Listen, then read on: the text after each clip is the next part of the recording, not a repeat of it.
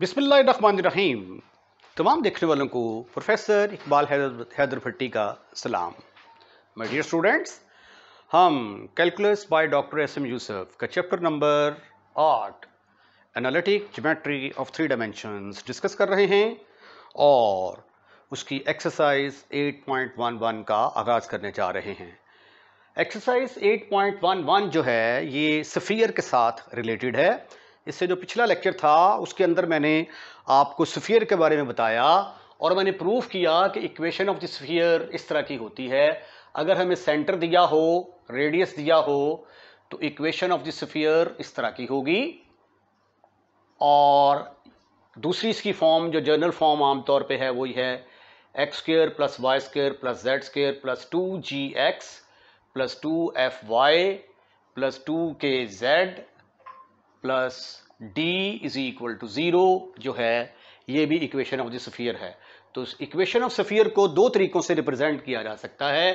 फिर मैंने आपको ये भी बताया कि एक ऐसी स्फीयर जिसका सेंटर ओरिजिन के ऊपर हो और रेडियस r हो, उसकी equation X square plus Y square plus Z square is equal to R square इस शक्ल की होती है।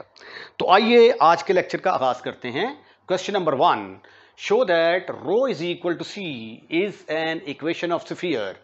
अब रो जो है equation of sphere in spherical coordinate, आगे ये भी लिख लें, in spherical coordinates.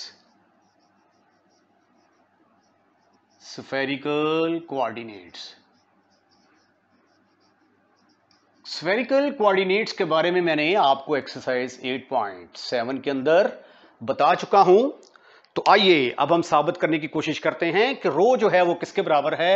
Row is equal to c represent करता है इक्वेशन ऑफ स्फीयर को। Squaring both side, squaring both sides, बहुत छोटा सा सवाल है बच्चों वाला, दोनों तरफ स्क्वेयर लिया तो ये आ गया rho square is equal to C square. इसको कह देते हैं नंबर 1। लेकिन हम जानते हैं कि रो किसके बराबर होता है, X square plus Y square plus Z square का स्क्वेयर रूट। ठीक है, तो रो स्क्वेयर का मतलब X square plus Y square plus Z square का होल स्क्वेयर रूट, होल का square is equal to C square which is equal to X square plus Y square plus Z square is equal to C square.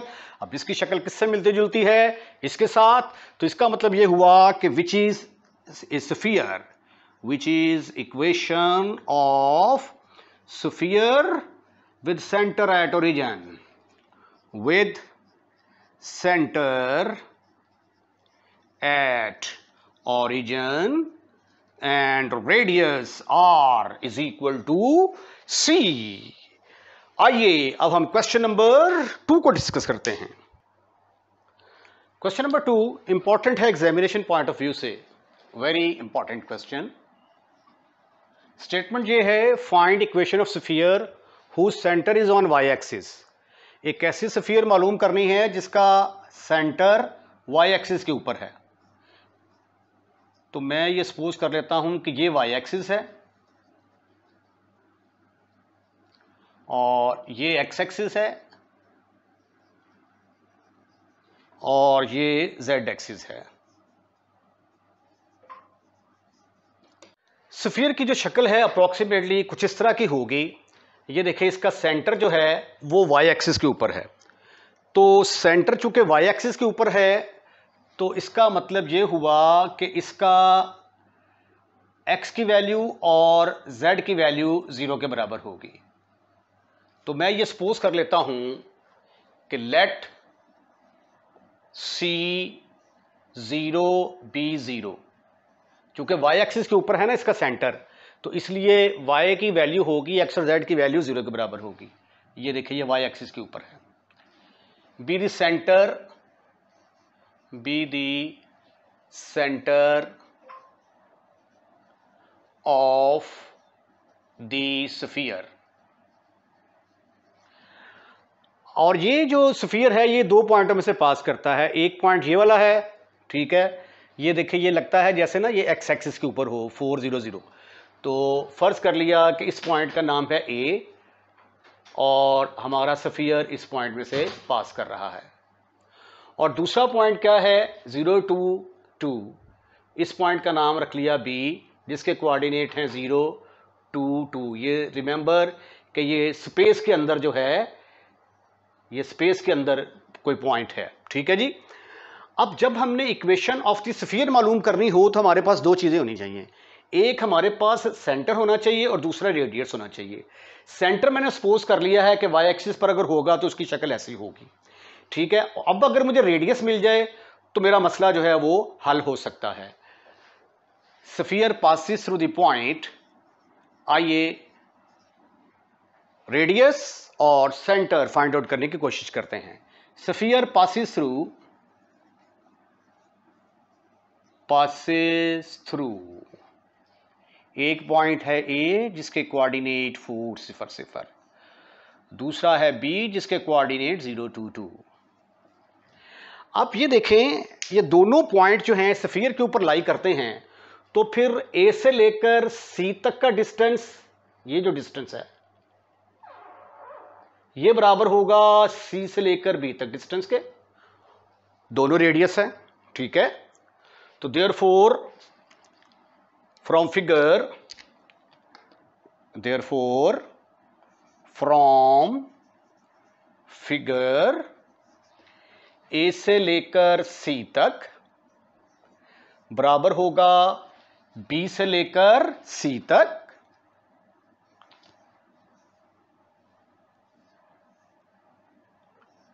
और ये किसके बराबर होगा radius, दोनों radius के बराबर हैं। अब ए सी जो है ये निकालने के लिए इसके ऊपर डिस्टेंस फार्मूला लगाएं। डिस्टेंस फार्मूला लगाएंगे तो 0 - 4 का स्क्वायर प्लस b - 0 का स्क्वायर, b - 0 का स्क्वायर प्लस 0 - 0 का square is equal to BC। अब इसके ऊपर डिस्टेंस फार्मूला लगाते हैं, 0 - 0 का स्क्वायर, b - 2 का स्क्वायर, 0 - 2 का स्क्वायर, इसके ऊपर भी आ जाएगा स्क्वायर रूट, डिस्टेंस फार्मूला लगाया मैंने, इसके ऊपर भी आ गया स्क्वायर रूट। रिमेंबर कि मुझे स्फीयर की इक्वेशन मालूम करनी है, मुझे रेडियस चाहिए और सेंटर चाहिए। ये दो चीजें मेरे पास हों तो मैं equation of sphere find out कर सकता हूं। स्क्वेयरिंग बोथ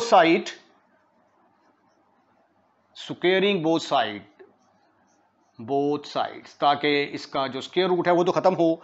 ये -4 का स्क्वायर 16 के बराबर आ गया, plus b square is equal to 0। ये आ गया b - 2 का स्क्वायर प्लस 2 का स्क्वायर 4 के बराबर आ गया। इसको मजीद सिंप्लीफाई करते हैं, b स्क्वायर, इसको खोला b square -4b minus plus 4 तो मजीद सिंप्लीफाई किया तो ये आ गया 16 plus b square, 16 plus b square, इस b स्क्वायर को चूक कर इधर ले आए, प्लस 4b भी इधर आ गया, इज इक्वल टू 4 + 4 8, उधर रहने दें और ये 16 को उठाकर भी उधर ले जाएं, ठीक हो गया। ये इसके साथ कैंसिल, तो 4b किसके बराबर आ गया -8, तो b किसके बराबर आ गया -2। तो देयरफॉर सेंटर के कोऑर्डिनेट किसके बराबर आ गए, सेंटर हमने c नाम रखा था, 0b0 is equal to 0 -2 and 0। Centre निकालने में आप कामयाब हो चुके हैं। अब हमें रेडियस फाइंड आउट करना है, तो AC निकाल लें या BC निकाल लें, AC is equal to radius. अब ये देखें, ये नेगेटिव वाई एक्सिस के ऊपर मैंने जो सपोज्ड फिगर बनाई थी वो वाई एक्सिस के ऊपर बनी है, लेकिन जब निकाला तो पता चला कि ये वाई डैश एक्सिस के ऊपर लाई करता है एक्चुअली, ठीक है। तो वाई डैश एक्सिस कह दें इसको। R is equal to AC का, अब ये देखें इसके कोऑर्डिनेट आ गए, C के कोऑर्डिनेट आ गए 0 -2 एंड 0। अब AC के ऊपर डिस्टेंस फार्मूला लगाएं, 0 - 4 का स्क्वायर प्लस -2 - 0 का स्क्वायर प्लस 0 - 0 का स्क्वायर। अगर आप चाहें तो BC भी कैलकुलेट कर सकते हैं, उस सूरत में भी रेडियस इसी के बराबर आएगा। तो R इज इक्वल टू 4 का स्क्वायर आ गया 16 प्लस 2 का स्क्वायर 4, तो ये आ गया जी स्क्वायर रूट ऑफ 20। रेडियस निकाल लिया आपने, ठीक है जी। इक्वेशन ऑफ स्फीयर किसके बराबर होती है? इक्वेशन ऑफ स्फीयर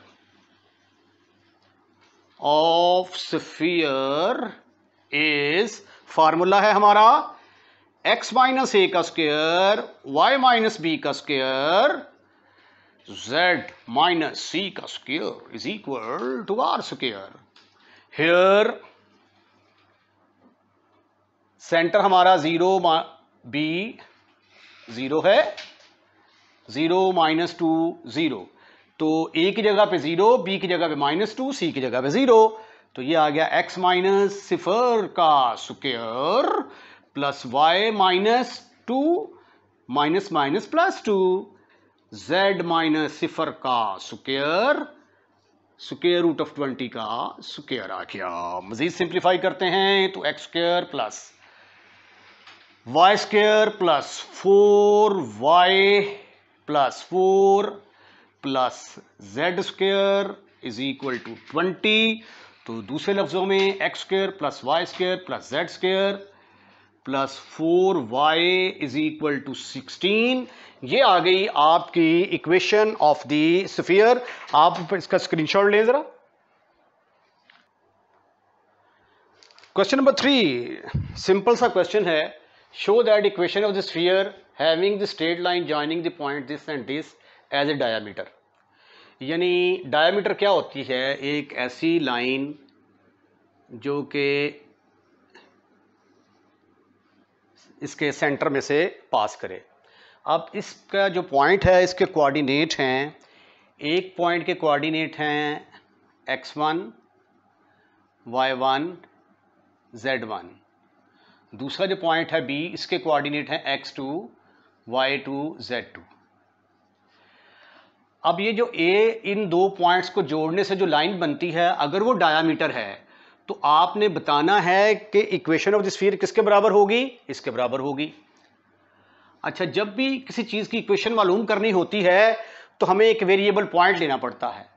तो मैं ये सपोज कर लेता हूं कि पी एक्स वाई जेड जो है ये एक वेरिएबल पॉइंट है स्फीयर के ऊपर।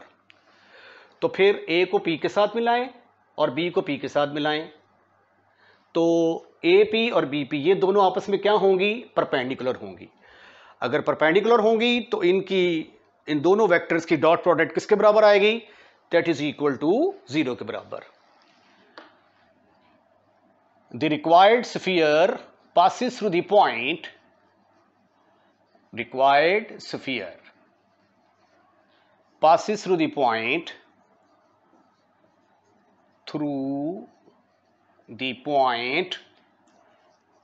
एक पॉइंट है जी आपका A जिसके कोऑर्डिनेट हैं x1 y1 z1, दूसरा पॉइंट है B जिसके कोऑर्डिनेट हैं x2 y2 z2। रिमेंबर कि मैंने AP फाइंड आउट करना है और BP फाइंड आउट करना है, और दोनों वेक्टर चूंकि एक दूसरे के परपेंडिकुलर हैं तो इसलिए इनके डॉट प्रोडक्ट को 0 के बराबर लेकर ये वाला रिजल्ट साबित करने वाला हूं। Now take a variable point, take a variable point P(x,y,z) on the sphere। अब AP डिस्टेंस किसके बराबर आ जाएगा? AP इज डिस्टेंस नहीं, AP vector x minus x1 i, y minus y1 j, z minus z1 k। अब हम AP BP निकालते हैं, P माइनस B करेंगे तो x minus x2 i, y minus y2 j plus z minus z2 k। ठीक है। Angle inscribed in सेमिस्फीयर जो इन sphere जो है ये क्या होता है, 90 डिग्री के बराबर होता है। तो ए पी जो है ये क्या होगा, बी पी के परपेंडिकुलर होगा।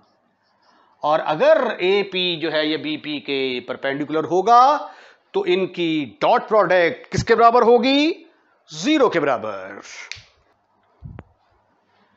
Dot product A P dot B P is equal to 0।